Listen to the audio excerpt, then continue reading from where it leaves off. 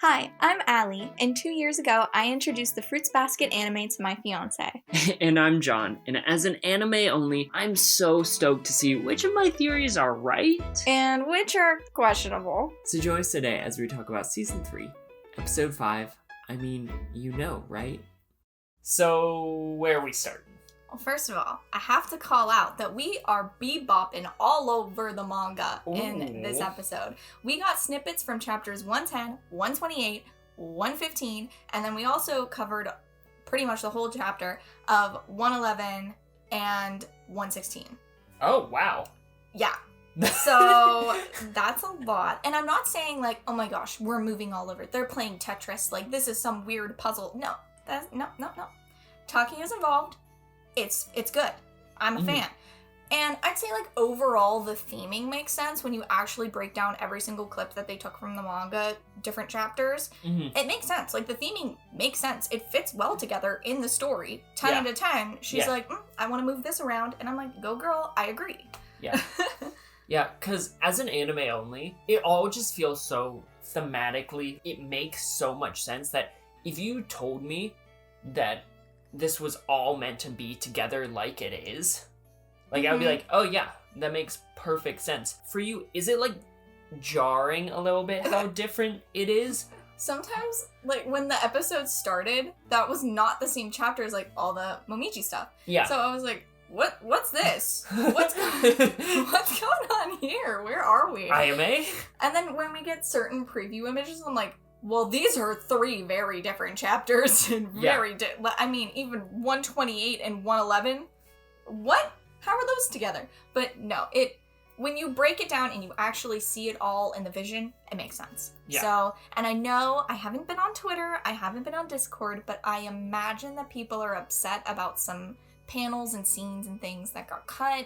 So we can talk about that in spoiler comments down below. Ooh. But like, I'm not, I don't know. I'm like not upset. I'm like, I get it. I understand. I would have liked to see them. So this episode starts out so fun. Yeah. So fresh. I mean, it's not like fun, but like, I love Ayame, I love Hatori, and I love Yuki. And so it's so fun and fresh. Yeah. So Ayame and Mine kind of have that conversation where Ayame is a bit kind of concerned about her, really.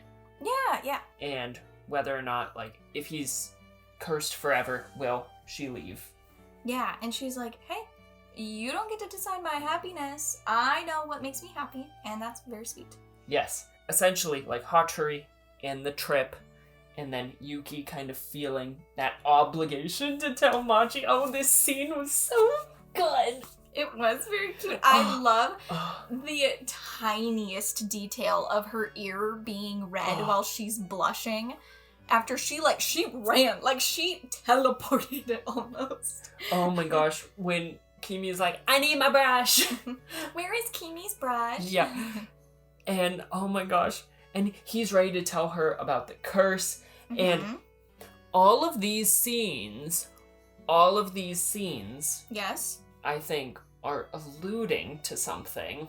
Hello, about what? How the curse is going to start breaking for each and every one of these 3 individuals. I mean, whose curse would get broken anyway? The curse breaking? That's not gonna happen. And so, I think that we're gonna come back to these for supporting evidence. I have a theory about what the curse is and how to break it. And I think it's correct. I'm gonna put it out there. I think it's correct. Oh. I feel strongly that it's correct. But this is gonna be later in the podcast, because we got some stuff to talk about before then. We do. There's a lot happening after this opening. First thing being that broken beam. We open up on that broken beam from Haru and Akito's encounter, and all the while, Shigure is poorly trying to motivate Akito to leave her room. Yeah, I can't tell if it's like motivating to be like, look, if you think that things are gonna change just because you're sitting in this room, it's not. I can't tell if he's trying to like bring more weight onto her. Like, you know, if someone's like, if you're feeling really anxious, like, why are you so anxious? Like, bringing more and more attention to it, almost like continuing to weigh down that individual. Because if you're anxious and someone's like, why are you so anxious? You don't have anything to be anxious about. Then you get more anxious because you're anxious. Yeah. You know? So this might be like him almost knowing exactly what he's doing. Kind of like what he said when he talks to Hatori a little bit later. Like, I know exactly what I'm doing. Yeah. Like, trying to get her to stay in that room so that eventually everyone's curses break except theirs, and he is all she has.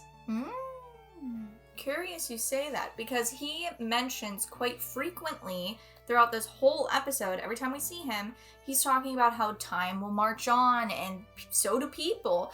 And Akito, you, in this quote, will be left behind. So he keeps talking about Akito and how she'll be left behind and how he wants her to come soon or she might miss all of the fun. Like when he was at that curry outdoor feast. I don't even know. Yeah. The almost barbecue.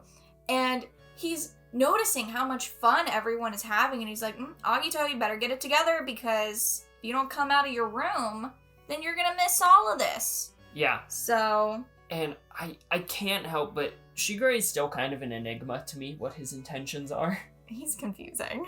He loves Akito, but he hates Akito. Like, he's like, you don't want to miss out on everything, but also I want you all to myself. Yeah. He's really, like, I'm sorry if you're a Shigure stan, but, like, dude's kind of a creepo. Yeah. As a character, very interesting. Very interesting, very dynamic, very, I adore the character and I adore his writing, and he's one of the most interesting people in the show. Still a creepo. Him as the character was very well written to freak me out. To make me feel strange. Yes, correct. But then, oh, we got my favorite boy. Heart palpitations.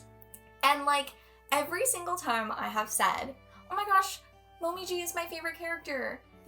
We're here, everyone. We're here to why Momiji's my favorite. Oh, he's so big. He's so big, and oh gosh, it sounds like I'm talking about his looks. No, I'm still talking about his personality. No, yes. But like, he's grown a lot, like, in a lot of ways.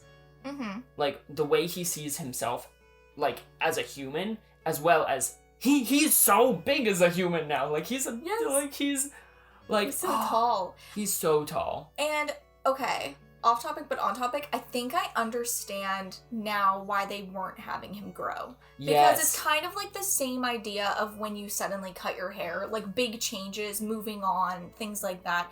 It feels symbolically very close to the same idea. Yeah. Where, he's grown, he is taller, he is moving. And then when they had the comparison of like small Momiji, big Momiji, it makes sense. So... It's a pass. It's a pass. Yeah, like, this is a new chapter in his life. Mm-hmm. This is essentially not a different character, but he has changed profoundly, both internally and externally. Yeah, and he himself is starting to put more of an emphasis on wanting people to view him as a man. He says that to Tohru. He starts... He starts flirting with her. Like, he gets really excited. Starts. I mean, he was, but now he's... Now it's taken more seriously. It's taken a little bit more seriously, and he's full on blushing at her and, like, giving her the eyes, and, yes. Like, we're there. The Soma head tilt.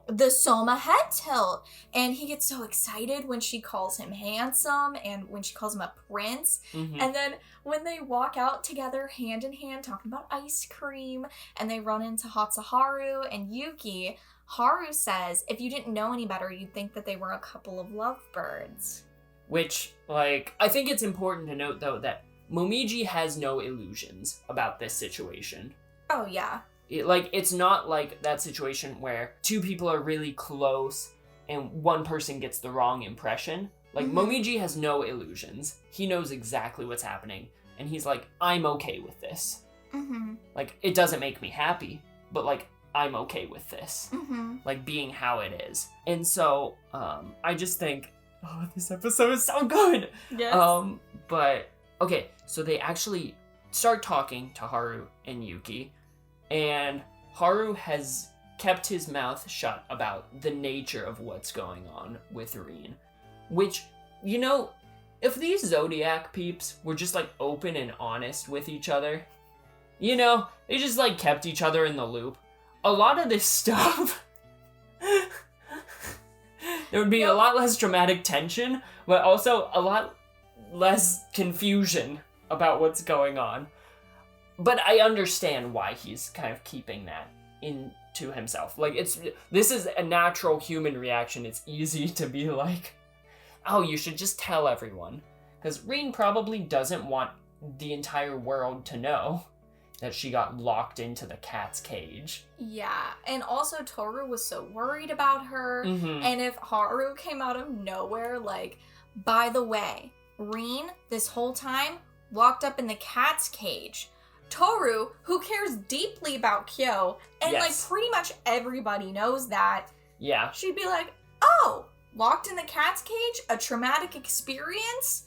I don't like that for him. Yeah. I don't want that to happen to Kyo. Yeah, that would damage Tohru. But, yeah, so he's holding back telling everyone about that. But then they actually start talking about ice cream cakes. And it's so precious how Tohru thinks that ice cream cake is just an ostentatious kind of splurge thing. Yes, she's so cute. Like, she's been on these lavish Soma vacations. They've taken her to a lake house. They've taken her to the beach. They've taken her to the hot spring. They've done so much for her, even outside of the trips. And she's like, ice cream cake? That's crazy. Oh my gosh. It's these small little moments that I live for in this show. And I love how plot-centric it's been all this season, because it's like one thing after the other. But the fact that they still find these small moments to just like slide in there. Yeah, it's so often that you see an anime where, or just any story, where all of a sudden a character just like forgets a key identifying piece of themselves, and they all stick to it. Yeah. Big fan. Big fan. Okay, next. Oh. We get another one of my favorite characters, Kisa.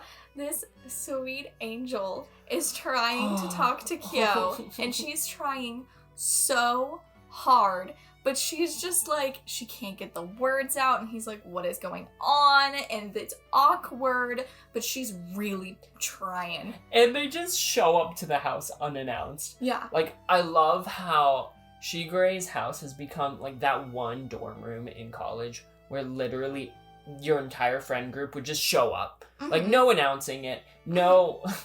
everyone would just be there. Like, that is Shigure's house. And I love that that's like the Soma meeting place, like outside of the estate. Where they can just be themselves there. Yes. And Hiro comes in and he's like telling Kyo to be nice because he's talking to Kisa, and Kisa's so much younger, like, be nice to her. Yeah. And he's grown up so much. She's trying so hard to, like, even throughout the conversation, you still hear her in the background, like, hi, it's not like that. I just wanted to say, Yeah, like, just trying to get a word in edgewise, just so that she can just say that it's nice to see him. And it makes my heart so warm, because even when Hiro goes to be, like, super sassy, he catches himself being rude, and he corrects himself, technically, to be nicer, but, like, even the look on his face, like, he's not quite there yet. He doesn't quite get it, which I'm glad it's not, like, this instant transformation where he's just all of a sudden, like, really, like, good at being nice and proper and kind to everyone, because he's still a little bit snide with him being nice. Yeah. And even Kyo's like, I preferred the insults. Like, this is awful. I think I want to punch this kid. Nothing has changed. Kyo still wants to punch Hiro. But it's fine. It's fine. At least Hiro's trying, and that's what matters. And he's so sweet to Kisa and so protective. And just so wonderful. And Kisa goes on to talk about Kyo, and it's so crazy what she is saying. Because she goes, he's nice, talking about Kyo. Maybe he doesn't always like to show it, and after all, he's so kind to Tohru. And it's, like, I get it. Like, you could say that about anyone, but I don't know, I just always feel like it comes back to that cat thing. Like, he's the cat, he's the monster, but, like, he's so nice, though, and he's nice to Tohru, so he must be okay. Like, it's shocking that he's such a nice, like, chill human being. Yeah. Because he is, like, just stay away from the cat. Just don't talk. The cat's pariah, like, cat bad. No, we no likey cat. And that's probably internalized by the spirits as well as just their upbringing. And so both of those things combined, like, makes it just a bad recipe for Kyo. But then, speaking of bad recipes, so then we cut to Shigure and Hatori. And this is when Hatori actually says she seems to withdraw further into herself when you're around. And this is an endless battle of wills with someone younger than you. And just in general, like, Shigure does have more life experience than Akito for a number of reasons. Oh, yeah. Shigure has actually lived in the real world, but also, like, because Akito has been so sheltered, being the family head, only living in the Soma estate, and only really having contact with a very small handful of people. Like, Akito, we can see through the defense mechanisms, is very quick to regress. I imagine her developmental age isn't up to par with what her actual age is, you know? Like, her mental age versus her chronological age. Whereas Shigure might be a bit closer, and so the maturity gap between the two of them puts him at a disconcerting advantage in their relationship in terms of manipulation. Yeah. You know? Yeah, Shigure, he keeps going on and on about how he can't be naturally kind. For him, it's always an afterthought, and, like, it's different from Hiro's kind, where, like, Shigure says that he doesn't even want to try, whereas Hiro's trying, but Shigure's like, there are different types of kindness. You see, there's generous kindness, like Hatori, and there's detached kindness, like Kurano, but Shigure, he's never really craved his parents' love. He just kind of chill with this curse situation. Everybody else is calling it twisted, and Shigure's like, if you think that's twisted, then I'm twisted. Yeah. And I'm not going for the kindness thing, not even gonna attempt that, not interested, and I'm kind of okay with the curse. Don't really find it to be as bothersome and twisted and awful as you guys all say, so. Which, we don't know anything about him. Not really, no. And I wonder if that's I'm sure it's intentional, but I wonder if we ever do, I know you can't tell me this, but I wonder if we do find out about kind of what makes Shigure tick. Because we know nothing about his parents, right? I don't believe so. We saw them very briefly. Yeah, we saw them for a moment, but, like, that's it. And he seemed very disinterested in talking to them. He's like, I don't want to drink with my parents. Yeah. But he also didn't seem to despise them either. Yeah. I mean, he's one of the first cases of his parents might not have even done anything wrong and he's just disinterested. Yeah. They still talk to him. Like, I don't know if his parents were necessarily like a Kyo situation or a Momiji situation or even a Yuki, you know? I want to know what his deal is. Why is this just kind of more just like an inherent character trait of his that he's not into the whole emotionality thing? Or is this something a little bit more? I don't know. Yeah. He's very curious, and then he finishes his whole statement by saying that he's not looking to become Akito's father. Well, which, I mean, you can take this two ways. Like, he's not looking to become Akito's father, like, Akito's father is bad and he's good, or, like, he has different intentions. I don't know if that's he's just not... I don't know if that's it. You know, there's, like, a whole bunch... Yeah. I think he was looking to become Akito's father for a minute there. I mean, he slept with her mom. Oh my god. I mean... I didn't even know... Sometimes I think that things aren't out yet, and I'm like, Did you get a spoiler? I wasn't even gonna go with that joke. You right, though. Oh, no. That's, like, I don't know. Anyways, moving on. I want to think about that. Oh, my gosh.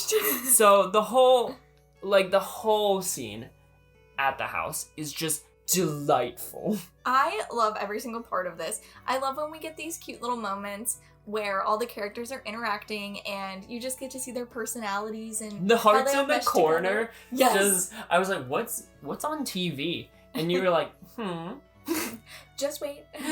And then it was just Tohru and Kisa hugging, which, love that. And the fact that Haru wanted to make a barbecue using the table, I think would have been perfect. I don't see any issues with that kind of barbecue. I love that scene so much. This whole scene, comedic gold. Sometimes when you're in the darker parts of the series, you start to question, like, did I laugh? I forget. I'm really sad right now. This is upsetting. And these are the moments where you're brought back. And, it's so good. Reminds me of season 1 and how much I laughed. I love it so much. No, it's so funny. But this is the best scene in the episode, in my opinion, personally, where Momiji and Kyo, like, Momiji goes to get Kyo to talk about food. Yeah. Kyo's like, oh, you're bigger.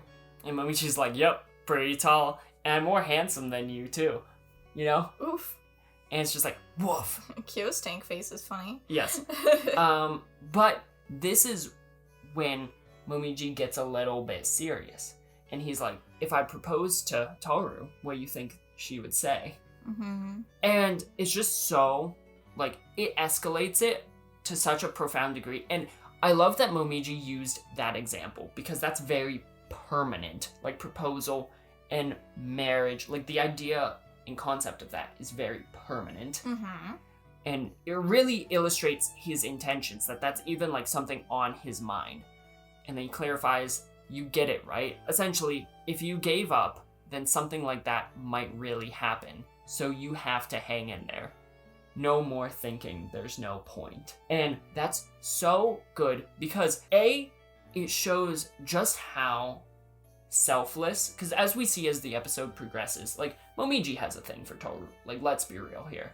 Like, he genuinely does. That's not an idle, like, comment. Like, he has feelings for Tohru, right? Yes, I'm just happy that we're here and you're admitting it, finally. Yeah. After all of the times I've said that I ship them, we're finally here and Yeah, you've well, admitted it. shut up. I don't ship them as much as Kyoru, just to be clear. But yes. yeah. But, he's like, but you're the one that she cares about, essentially, as he expands upon that on the roof. So, if this comment stings you, then, like, let that sink in and get off your hind legs and don't give up. Like, don't just, like, go to the cage without a fight. And I think that's so good because it shows that he cares more about Tohru and her happiness than his own. Which is, just in general, that's a good life lesson if you care about someone. Even if they don't reciprocate the feelings to the same degree. Like, selfless love is, like, the love. Yeah, I agree. I really enjoyed that scene. It's one of the many reasons why I like Momiji. But then Shigure comes back, which is also a funny scene because he's like, didn't really think I'd see this many people cooking curry in my yard. But I love during this moment when Hiro keeps looking to Yuki, who is, like, much calmer while being sassy. And he'll talk badly about people, namely Shigure. And it's like Hiro's getting the clues. He's like, oh, that's how you do it. And he keeps, like, referring to Yuki, like, 2 or 3 times throughout the episode. And I just thought that was so cute. Just, he's learning. He's picking up cues from all the Somas. He's going to become the ultimate Soma boy. Yeah. Like, he's taken from Yuki here. He's taken from Haru there. Ooh, a little bit of spritz of Kyo over here. Like, ooh, he's going to be... Give that boy 3 years, and he's going to be... Oh. The best Soma boy. Perfect. Perfect. But then Shigure is going on in the most Shigure fashion that we have ever seen, where he's saying that he should have dreamt of someone kind like Tohru rather than Akito, and we're just getting weird vibes. It's just weird vibes. Theme of the episode for Shigure, just weird vibes. Weird vibes. Weird vibes. But don't want to linger on that too much, because then we see Akito learning about the story of God in the Zodiac from who I assume is Akira. Mm-hmm. You know, there's no way it's not, right? That's the dude that's in the box now. That has to be. Not confirmed, but that has to be. Anyways. And all about how the things we've heard up to this point, that Akito's meant to be loved, like really like highlighting those bonds and how those bonds are eternal. Ironic. An ironic dream to be having. Right before the snap. The snap. Actively not eternal. Actively not eternal. Nope. So Momiji's curse breaks, and it's crazy because Akito is quick. Like, Akito wakes up in a panic, quick to get there, totally disheveled, not ready for this moment at all, freaked out, just like what happened with Kureno, but older now, so will it be a different response? No, it wasn't, because like you were saying, Akito kind of regressing here. So then Momiji starts thinking about like what has kept me bonded to this person for so long, seeing Akito thinking that she's small and weak and pitiful, and Akito meanwhile is just scared to even look in his eyes, just like with what happened with Kureno and Yuki, which that happened in season 2 episode 24 where she like hit him with the vase. She was like, don't give me that look in your eyes, that's creepy, like stop, it's upsetting to me. And yeah, so it's the look in the eyes, we keep seeing it. Curious. So, Momiji is just like, go back to your room, like, you don't look well. And then just shuts the sliding door in her face. And she's just like kind of chilling. And that's all we get from that moment. Which is, I thought that was so powerful. Just like, go back to your room. You're not looking too hot. Yeah. I'm confused about what's going on, too. Yeah, he doesn't give Akito the chance to overpower him like Kureno did, where he all of a sudden got attached to the small crying girl. And there's not even a bond there anymore. He's just like, I can't watch her cry. It's not okay. And Momiji's like, cutting you off. Yeah, like we're done. We can talk tomorrow. Like, whatever. I'll give you that. Because we had this strange bond for so long. Like, I'll talk to you. Yeah. But that's it. I'm confused. Bye. And then, like, Haru, like, immediately the next day is like, something's weird with Momiji. Yeah, Momiji came in class, and when Haru saw him, he's like, something's off. And he was acting the same, but just something felt off. But Yuki hasn't felt it yet. But Haru and Kyo both notice it when they see Momiji in person. Exactly. Which means, in my mind, like, Yuki is very close to having his curse broken because he has a less of a tie to the curse. Like, he doesn't notice it, but Haru and Kyo do, you know?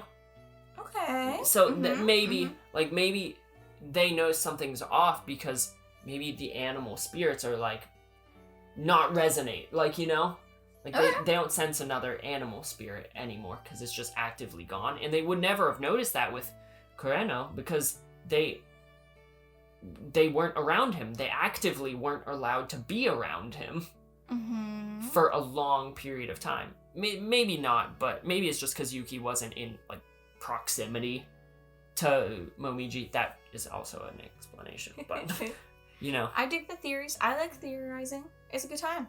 So good. But then we see Tohru's attachment to Kyo is becoming very apparent. Momiji's looking at them through the window, and she's giving off major crush vibes towards Kyo. And she has these long looks. When Kyo walks past, she's just looking at him in that just way. And like a little bit of a blush. Like, where you going? Like, you can hang out. And even when she sees him, like, she's just so jazzed. Yes, yeah, she's like, Kyo, oh my gosh! Yeah. Like, yep. She's so jazzed, and then he walks away to, like, go check on Momiji, and she's like, like, okay. Yeah. Bye, Kyo. Because we haven't, and I almost feel like they're doing this very intentionally, not showing them together that much in these episodes. like, we've seen maybe one scene per episode with them together. I feel like they're not spending a crazy amount of time together. I feel like Kyo might be distancing himself. Wonder why. Would explain Momiji's comment earlier. Like, you gotta put in the work, bud. Yeah. Like... Ugh. But then Kyo goes up to the roof and he's talking to Momiji and he... It's just rough. Momiji just, like, rails into him right away. Like, oh, Tohru would rather have your curse break, and this time Momiji's the one who's stung, alluding that Tohru loves Kyo. Wow, that's a shocker. Yeah. But it actually is for Kyo, because he's like, no, I don't want to hear that. I don't want to. Yeah. I can't handle that. And that's shocking. The fact that he smacks him right in the face at the very beginning, like... Yeah. Like... Yep, oh, with the curse? Yes. Oh, man. My curse is broken. And Kyo's like, what? And he's like, just kidding. You know? Like, wouldn't that be funny? And Kyo's like, why would you even joke about that? Because it was almost like a hopeful, like, wait, what? How'd you do it? Kind of deal. And so that's, like you said, that's what brings Kyo to be like, I don't want to know if Tohru likes me. I don't want my feelings reciprocated in this way, because that makes it more pressure for me not to get into the cat's cage. I don't want her to be attached to me. Mm-hmm. And it's kind of focused, he cares very deeply about her and how she is, but it's still kind of focused on his situation, you know? Like, I don't want to hurt her. Instead of, like, I want her to be happy, you know? Mm-hmm. Like, he clearly cares an incredible amount about her. But there's, like, those moments where it's still, like, kind of focused on his situation, right? Okay. Like, that's at least my perception of it. And he doesn't want his situation to adversely affect her. Mm-hmm. Okay. Whereas when Momiji talks to Akito, and he's saying all this stuff, how he can't stand to be by Akito's side anymore. Like, he's actively not a Kureno here.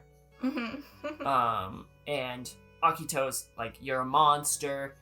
You'll never be happy again. Okay, this is my... Can I share my theory about the curse? Oh, we're getting into curse theory? Oh, gosh. Or do you have something before I dive into curse theory? No, go. So, something that struck me here is that it's just... kind of like what I was talking about earlier with Momiji. It's this idea of selfish love versus selfless love. Okay. So I think that when you're able to provide for someone else, selfless love that is stronger than the curse, which I think represents selfish love of Akito for the Zodiacs, wanting it all for yourself. Everyone should love me. Everything should be focused on me. Mm-hmm. You know? And so if you're able to, like Momiji does in this episode, Momiji cares an incredible amount for Tohru, I think. I think that boy is head over heels for her. But he would rather root for Kyo and have her be with Kyo if that's what truly makes her happy. And he would rather put all of his eggs in that basket so that she gets what's best for her, as opposed to him being happy to her detriment, you know? Yeah. And he does that a lot. He's very selfless with his love a lot, whether it's for Momo, who he wants desperately to have a relationship with, but that could make her life a little bit harder. Like, but he still cares deeply about her. His mom, like, who we see him interact with. So I think it's this selfless love that breaks the curse. Having true selfless connections with someone else. That's the key to breaking the curse, is these connections. We see it slowly happening with Yuki and Machi. Like, he's like, I want to tell her about the curse. She deserves to know. He wants to put her needs before his own selflessly. Ayame is getting there. We saw Haru's bonds fray when he put Rin above his own kind of safety in the Akito situation. Like, he used to be selfish when he would interact with Rin in their relationship, and he admitted that last episode. Yeah, he did say that he used to be like the parents. He was no better than the adults. Yeah, but now, like, he's being more focused on what she needs, and then his bond started fraying. Curious theory indeed. So I think selfless bonds with others, if those become stronger than the selfish bond with Akito, that's what does it. I mean, I dig your theory. You worked hard on it. Proud? I feel like I did work hard. I don't know. It just makes sense. Something clicked in my noggin. I'm over here twiddling my thumbs. It's not gonna... Is it right? Is it wrong? Who knows? I don't know. Look at that. I said there. I had a curse theory, and you literally sat back and your face went blank. Yeah, I just turned off everything. I would not even make eye contact with you. I am a blank slate now. You turned off all, like, processing power. You're like, I'm not here. I'm like, if there is a break in this conversation, I will say, Anyways. Okay, good theory.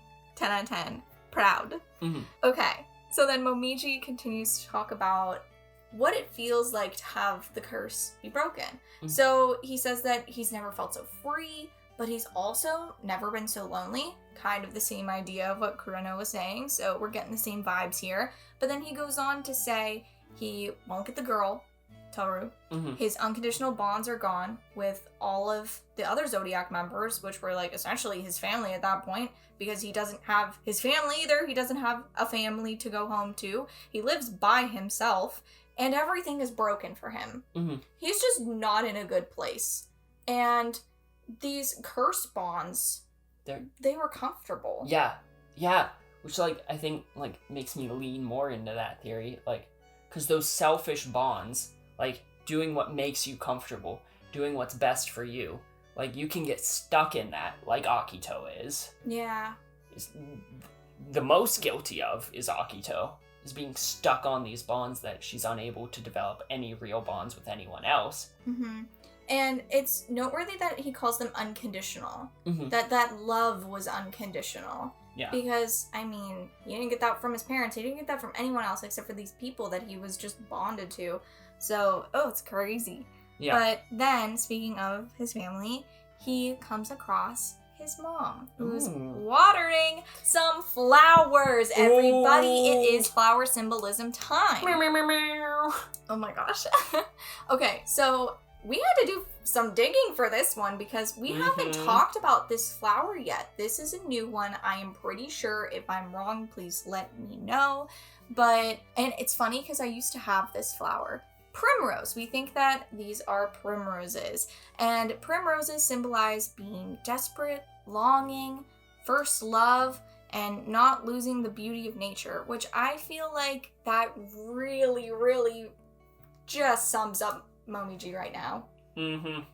Desperate, longing for things, wanting your first love, and not losing sight of what's good. He goes on to say that even though he lost all of these things, he can still find happiness, and no one can tell him, especially Akito, that he can't find happiness just because he lost some things along the way, that he lost his bonds. His path is his own to choose.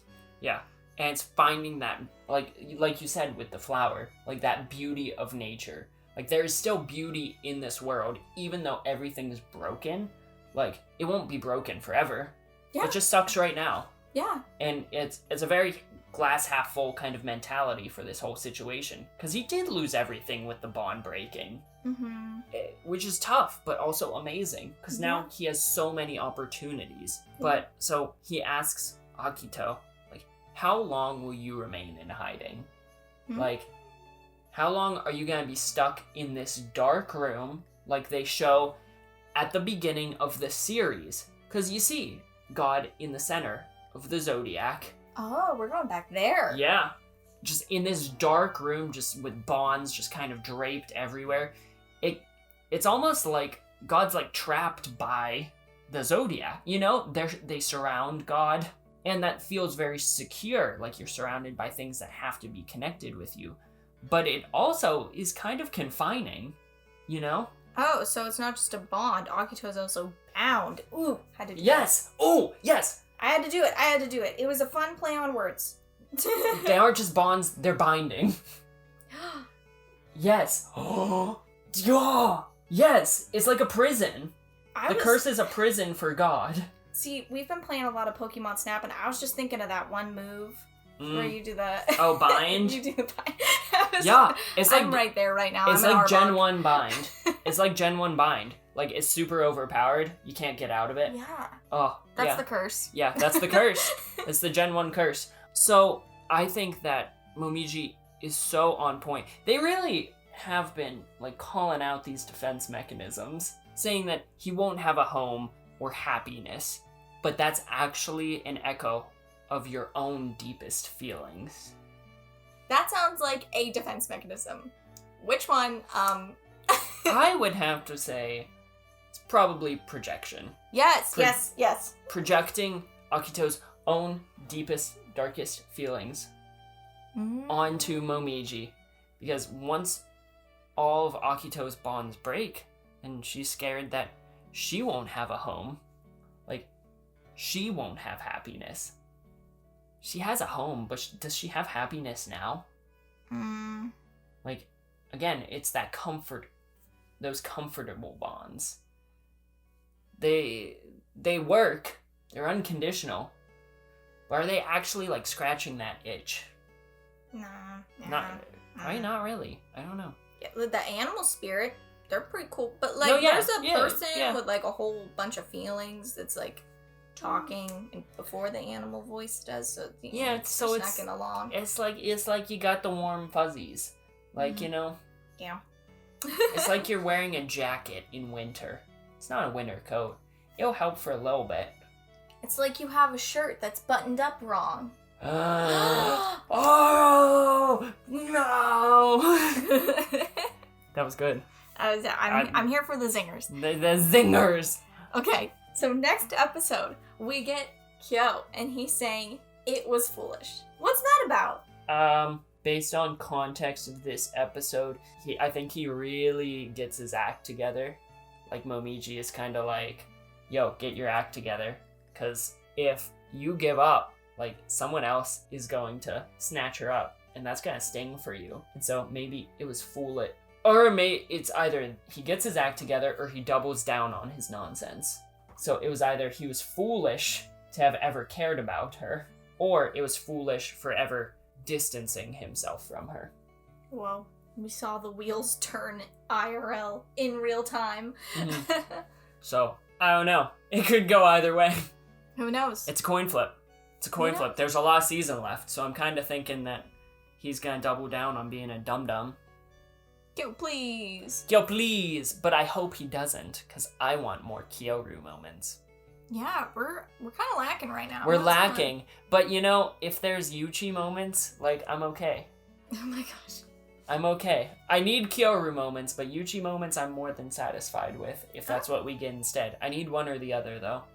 Something. Throw me a bone. No Akito Shigure moments. We're good. We're good. We're fine on those ones. I mean, they're really entertaining, but for a completely not heartwarming reason. Yeah. You know? As for the drama. Yeah, I go, ooh, instead of, ooh. Oh my gosh. Yes. Yeah. Correct. But, do you have anything else you want to say? Nope. Then I think that'll do it for this week's episode of our Fruits Basket podcast. So if you like this kind of content, you want to see more of it coming from this channel, then make sure to like the video, subscribe, and why even ring that notification bell so you never miss another upload. And make sure, if you haven't already, to check out our Teespring page, because we have some awesome designs up on there. But with all that out of the way, we hope you have a fantastic rest of your day, a fantastic rest of your week, and why not even a fantastic rest of your month. And we will see you in the next video. Later. See ya.